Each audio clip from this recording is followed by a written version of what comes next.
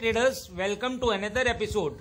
Traders, आज हम इस वीडियो में अपना एक और ट्रेडिंग सीक्रेट डिस्क्लोज करने जा रहे हैं, यानी उन मेथड्स को शेयर करने जा रहे हैं जिनके थ्रू हम ट्रेड में एंट्री बनाते हैं। ये मेथड्स कंप्लीटली वॉल्यूम बेस्ड होते हैं। पिछली वीडियो में हमने आपको अगले दिन ट्रेड करने के लिए एक दिन पहले लेवल आइडेंटिफाई करना बताया था और यह भी बताया था कि अगले दिन इन लेवल्स पर किस डायरेक्शन में ट्रेड करनी है। इन लेवल्स पर एंट्री के लिए बुलिश और बियरिश पैटर्न भी बताए थे, लेकिन सिर्फ इन पैटर्न्स का यूज हमें कभी कभी कंफ्यूज कर देता है।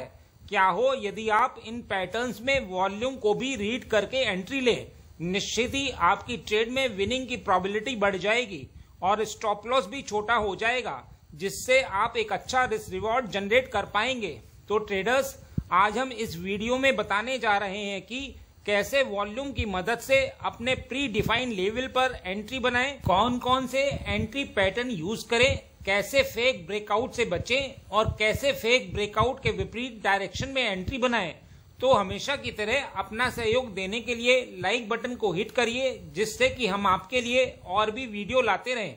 और यदि आप नए हैं और कई एडवांस ट्रेडिंग नॉलेज प्राप्त करना चाहते हैं तो हमारे चैनल को सब्सक्राइब करें।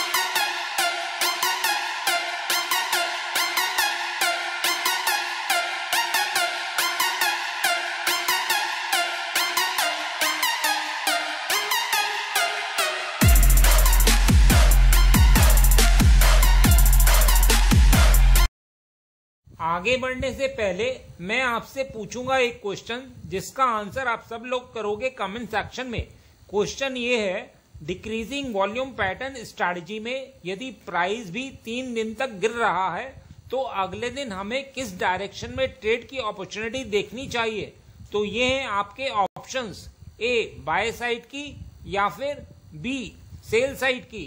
कमेंट सेक्शन में करिए उत्तर। जो लोग सही आंसर करेंगे कोशिश करूंगा कि उनके कमेंट को हार्ट दे दूं, ताकि बाकी लोग समझ पाएं कि सही उत्तर क्या है। तो आइए पहला एंट्री मेथड देखते हैं। एंट्री के लिए हम 5 मिनट टाइम फ्रेम का यूज करते हैं और इसमें हम प्राइस का तो यूज करते ही हैं, साथ ही साथ वॉल्यूम का भी यूज करते हैं। तो ट्रेडर्स, सबसे पहले हमें अपना pre defined level daily time frame पर आइडेंटिफाई करना होता है, जहां से हमें एंट्री लेनी होती है और किस डायरेक्शन में ट्रेड करेंगे ये भी पहले से ही फिक्स करना होता है। प्री डिफाइंड लेवल के पास जो प्राइस की मूवमेंट हो रही होती है, हमें उस पर ध्यान देना होता है।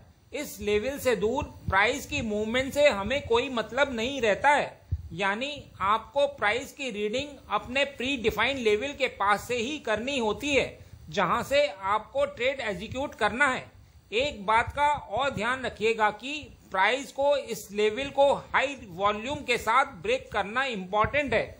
जैसे यहाँ हमारे पास एक लेवल है और प्राइस ने इस लेवल को हाई वॉल्यूम के साथ ब्रेक कर दिया है, लेकिन इस ब्रेकआउट के बाद जब प्राइस इस लेवल पर रिट्रेस करता है तो वॉल्यूम बहुत छोटे छोटे हो जाते हैं, यानी वॉल्यूम ड्राई हो जाते हैं। इसके पीछे की साइकोलॉजी ये रहती है कि स्मार्ट मनी को प्राइस को अपनी डायरेक्शन में मूव करने से पहले प्राइस को न्यूट्रल करना होता है, तभी वह आसानी से थोड़ा हायर या लोअर लिमिट ऑर्डर लगाकर प्राइस को अपनी डायरेक्शन में मूव कर पाता है। यदि आप इसे दूसरे शब्दों में समझें तो जैसे कोई बस हायर स्पीड में जा रही है और उसे यू टर्न लेना है, तो वह हायर स्पीड में टर्न नहीं ले सकती, उसे धीमा होना ही पड़ेगा। तो यहाँ वॉल्यूम बस की स्पीड को रिप्रेजेंट करता है, यानी वॉल्यूम एवरेज से कम हो जाता है और हमें समझ में आ जाता है कि प्राइस अभी रुकावट ले रहा है। अब यदि इन वॉल्यूम्स का ब्रेकआउट होता है तो प्राइस अप या फिर डाउन साइड मूव देता है, लेकिन यहाँ ट्रैप से बचने के लिए आपका ट्रेंड पहले से ही आइडेंटिफाई होना चाहिए और यदि प्राइस आपकी डायरेक्शन में ब्रेकआउट देता है तो ही आप ट्रेड एग्जीक्यूट करते हैं। आप अपने प्री डिफाइंड लेवल पर हायर वॉल्यूम ब्रेकआउट कैंडल पर भी ट्रेड में एंट्री ले सकते हैं, क्योंकि कभी कभी प्राइस रिट्रेस नहीं करता है, लेकिन रिट्रेसमेंट का वेट करने का फायदा यह होता है कि आपको वॉल्यूम के कंफर्मेशन मिल जाते हैं। यदि आपका लेवल सही है तो प्राइस आपके लेवल पर सस्टेन करता है, और इस लेवल के पास जब प्राइस स्मॉलर टाइम फ्रेम पर अपने रेजिस्टेंस को ब्रेक करता है तो एंट्री ले सकते हैं, और जो स्विंग लो होगा वहां आप स्टॉप लॉस रख सकते हैं।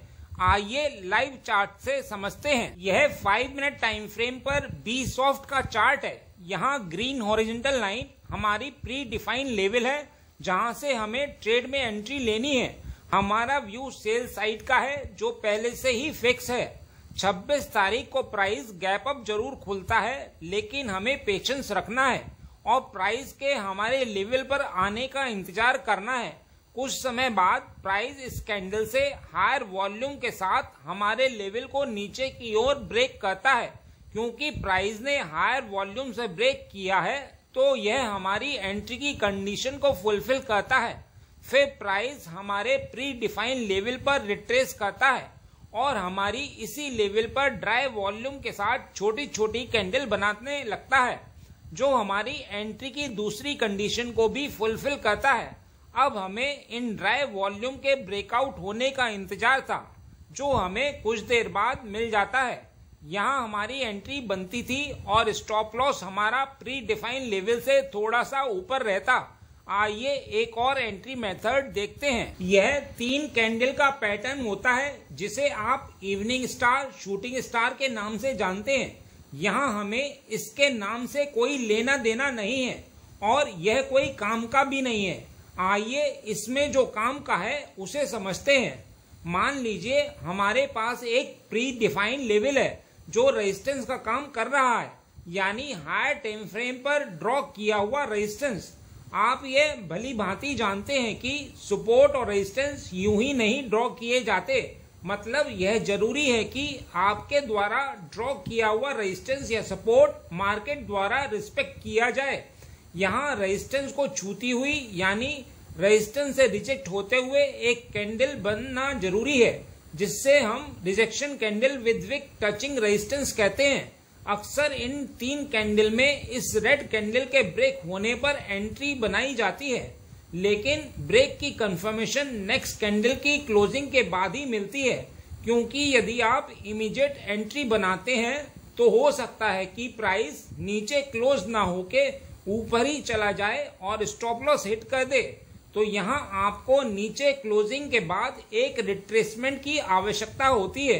तो यहाँ इन 3 कैंडल में यह रूल है कि टॉप कैंडल रेजिस्टेंस को टच करना जरूरी है और इसके बाद यह रेड कैंडल के नीचे एक क्लोजिंग कंप्लीट होने पर प्राइस के इस रेड कैंडल के 50% रिट्रेसमेंट पर आपको एंट्री बनानी है। इसमें स्टॉप लॉस बहुत छोटा आता है। अब सवाल उठता है कि इसमें वॉल्यूम का किस तरह यूज करें।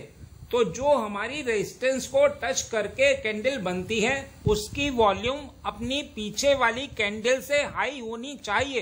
तो इस कैंडल के नीचे क्लोजिंग और फिर इसके नीचे भी एक क्लोजिंग और फिर एक प्रॉपर रिट्रेसमेंट चाहिए होता है, जहां से हम अपना ट्रेड एग्जीक्यूट करते हैं।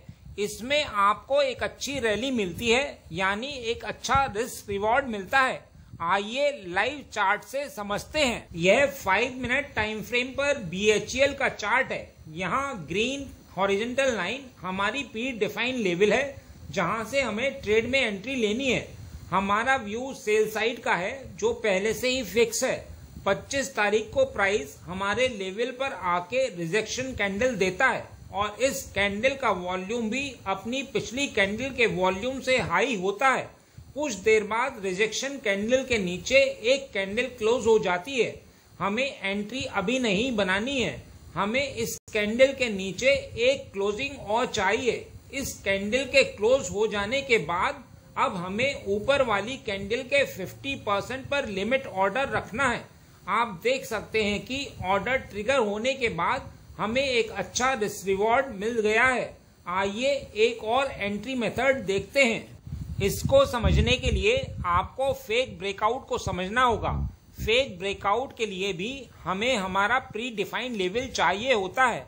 इस लेवल के पास हमें fake breakout pin bar pattern मिलते हैं, जैसे इस फिगर में दिखाया गया है। यहाँ प्राइस ने मदर कैंडल जो प्री डिफाइंड लेवल पर है के ऊपर जाकर के एक फेक मूवमेंट ऊपर की ओर दिखाया है और फेक क्लोजिंग मदर कैंडल के अंदर ही दी है, तो इसे हम फेक ब्रेकआउट कहते हैं। इसमें जो ट्रेड एग्जीक्यूट किया जाता है वो हमारा ट्रेंड के अपोजिट डायरेक्शन में किया जाता है, मतलब फेक ब्रेकआउट के अपोजिट डायरेक्शन में, और यह एंट्री प्राइस के मदर कैंडल के नीचे क्लोजिंग के बाद ही होती है। एक फेक ब्रेकआउट पैटर्न और भी होता है जिसे हम fake breakout without pin bar कहते हैं। इस फिगर को देखिए, इसमें भी यही चीज एप्लीकेबल होती है। इसमें प्राइस ने एक मदर कैंडल फॉर्म की है और फिर पहले इस मदर कैंडल के नीचे क्लोजिंग भी दी थी। यह पैटर्न थोड़ा टफ पड़ता है क्योंकि मदर कैंडल के नीचे क्लोजिंग के बाद हमारा व्यू नीचे का हो जाता है और रिट्रेसमेंट पर एंट्री बनाते हैं, तो यहाँ कुछ एक्स्ट्रा ऑर्डिनरी ऑब्जर्वेशन चाहिए होते हैं। कोई भी ब्रेकआउट यदि हैवी कैंडल के साथ होता है तो अक्सर वह फेल हो जाता है, मतलब इस हैवी कैंडल के बाद एक रिजेक्शन जरूर आता है, तो आपको ब्रेकआउट के बाद नेक्स्ट कैंडल का वेट करना होता है। और जब यह नेक्स्ट कैंडल मदर कैंडल के ऊपर क्लोजिंग दे देती है तब हमारी एंट्री बनती है, क्योंकि हमारा व्यू बाय या सेल का पहले से ही डिसाइड रहता है, इसीलिए हम इन ट्रैप से बच पाते हैं। आइए इसे लाइव चार्ट से समझते हैं। यह 5 मिनट टाइम फ्रेम पर टाटा स्टील का चार्ट है। यहाँ ग्रीन हॉरिजॉन्टल लाइन हमारी प्री डिफाइंड लेवल है जहाँ से हमें ट्रेड में एंट्री लेनी है। हमारा व्यू सेल साइड का है जो पहले से ही फिक्स है। 25 तारीख को प्राइस हमारे लेवल पर आके मदर कैंडल के बाद फेक ब्रेकआउट पिन बार बनाता है। इस कैंडल से हमारा सेल का व्यू और भी कंफर्म हो जाता है। अब हमें मदर कैंडल के ब्रेक होने का इंतजार रहता है और ब्रेक होने के बाद रिट्रेसमेंट पर अपनी एंट्री बनती थी और हमारा स्टॉप लॉस फेक बिन बार का टॉप रहता। आप देख सकते हैं कि इस ट्रेड ने हमें एक अच्छा रिस्क रिवॉर्ड जनरेट करके दिया है। बस इतना ही इस वीडियो में। उम्मीद करता हूँ इस वीडियो में दी गई जानकारी आपके लिए उपयोगी रही होगी। यदि हाँ तो लाइक बटन को हिट करिए और यदि आप नए हैं तो चैनल को सब्सक्राइब करिए। मिलते हैं नेक्स्ट एपिसोड में।